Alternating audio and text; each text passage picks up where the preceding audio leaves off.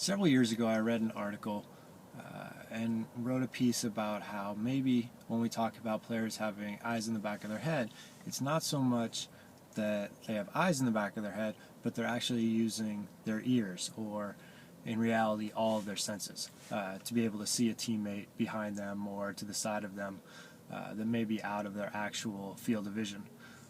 And as I was refereeing yesterday in the center, I kind of had that thought again, because much of what you do as a referee is to anticipate the play, and so you have to try to think like a player and where the ball is going to go, and so that you can be in position to make the next play. Because if you anticipate incorrectly or if you're out of position, then you're going to have a harder time to make the call.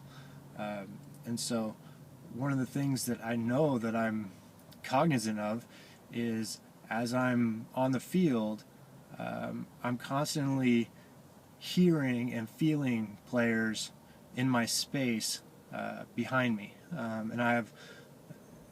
Oftentimes I don't know who it is, maybe even which team it is, but I have to get out of their way and not move into their path of movement.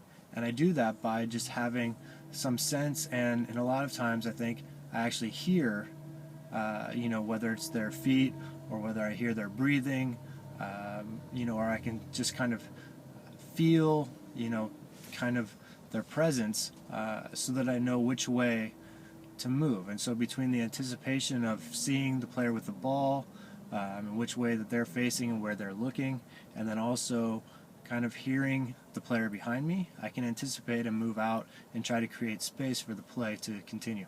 And so in some regards, I think that this is something that we underestimate in basketball. We constantly focus on vision and the eyes and the visual system, and we don't account for all of the senses. And so I think, as a point guard's coming down the court on a fast break, I do believe that it's more than just, he has eyes in the back of his head. I think it's a combination of all the senses. And so if players can learn or be exposed to, trying to, just get a sense from the feel, and then also, from listening to foot steps on the court and so forth, you can gain an advantage and be able to anticipate a little bit more, because you can read the play quicker, without having to turn your head and look all the time. But you can get a sense of a player's presence simply by listening to, breathing and footsteps and so forth. So again, I think when we talk about eyes in the back of the head, it's obviously not true. Nobody has eyes in the back of their head.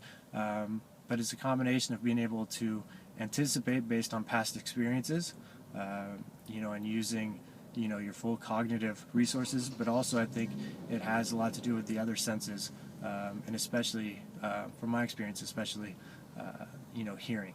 And I think that plays a big role in, what we perceive to be a purely visual medium.